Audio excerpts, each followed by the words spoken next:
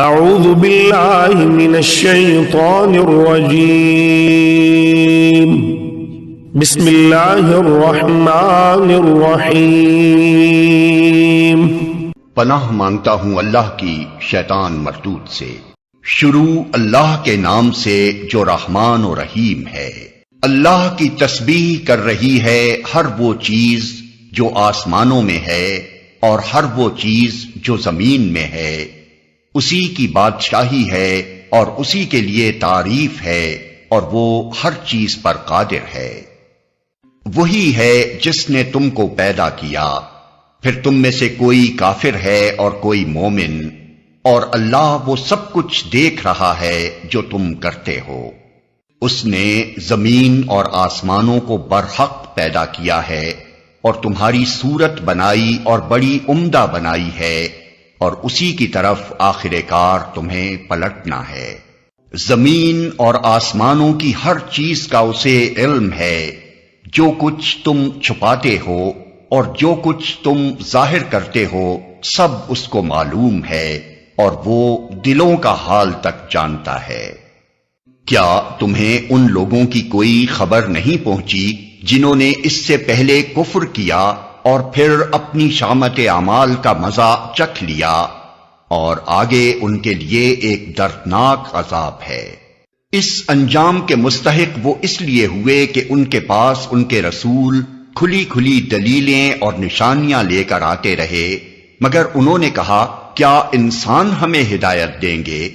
اس طرح انہوں نے ماننے سے انکار کر دیا اور منہ پھیر لیا۔ تب اللہ بھی ان سے بے پرواہ ہو گیا، اور اللہ تو ہے ہی بے نیاز اور اپنی ذات میں آپ محمود۔ منکرین نے بڑے دعوے سے کہا ہے کہ وہ مرنے کے بعد ہرگز دوبارہ نہ اٹھائے جائیں گے۔ ان سے کہو نہیں، میرے رب کی قسم تم ضرور اٹھائے جاؤ گے، پھر ضرور تمہیں بتایا جائے گا کہ تم نے دنیا میں کیا کچھ کیا ہے، اور ایسا کرنا اللہ کے لیے بہت آسان ہے۔ بس ایمان لاؤ اللہ پر اور اس کے رسول پر اور اس روشنی پر جو ہم نے نازل کی ہے۔ جو کچھ تم کرتے ہو اللہ اس سے باخبر ہے۔ اس کا پتہ تمہیں اس روز چل جائے گا جب اجتماع کے دن وہ تم سب کو اکٹھا کرے گا۔ وہ دن ہوگا ایک دوسرے کے مقابلے میں لوگوں کی ہار جیت کا۔ جو اللہ پر ایمان لایا ہے اور نیک عمل کرتا ہے، اللہ اس کے گناہ جھاڑ دے گا اور اسے ایسی جنتوں میں داخل کرے گا جن کے نیچے نہریں بہتی ہوں گی۔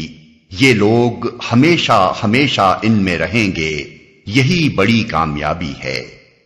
اور جن لوگوں نے کفر کیا ہے اور ہماری آیات کو جھٹلایا ہے، وہ دوزخ کے باشندے ہوں گے جس میں وہ ہمیشہ رہیں گے، اور وہ بدترین ٹھکانہ ہے۔ کوئی مصیبت کبھی نہیں آتی مگر اللہ کے اذن ہی سے آتی ہے۔ جو شخص اللہ پر ایمان رکھتا ہو اللہ اس کے دل کو ہدایت بخشتا ہے، اور اللہ کو ہر چیز کا علم ہے۔ اللہ کی اطاعت کرو اور رسول کی طاعت کرو، لیکن اگر تم اطاعت سے منہ موڑتے ہو تو ہمارے رسول پر صاف صاف حق پہنچا دینے کے سوا کوئی ذمہ داری نہیں ہے۔ اللہ وہ ہے جس کے سوا کوئی خدا نہیں، لہذا ایمان لانے والوں کو اللہ ہی پر بھروسہ رکھنا چاہیے۔ اے لوگو جو ایمان لائے ہو، تمہاری بیویوں اور تمہاری اولاد میں سے بعض تمہارے دشمن ہیں، ان سے ہوشیار رہو، اور اگر تم عفو و درگزر سے کام لو اور معاف کر دو تو اللہ غفور و رحیم ہے۔ تمہارے مال اور تمہاری اولاد تو ایک آزمائش ہیں، اور اللہ ہی ہے جس کے پاس بڑا اجر ہے۔ لہذا جہاں تک تمہارے بس میں ہو اللہ سے ڈرتے رہو، اور سنو اور اطاعت کرو، اور اپنے مال خرچ کرو، یہ تمہارے ہی لیے بہتر ہے۔ جو اپنے دل کی تنگی سے محفوظ رہ گئے بس وہی فلاح پانے والے ہیں۔ اگر تم اللہ کو قرض حسن دو تو وہ تمہیں کئی گنا بڑھا کر دے گا اور تمہارے قصوروں سے درگزر فرمائے گا۔ اللہ بڑا قدردان اور بردبار ہے۔ حاضر اور غائب ہر چیز کو جانتا ہے، زبردست اور دانا ہے۔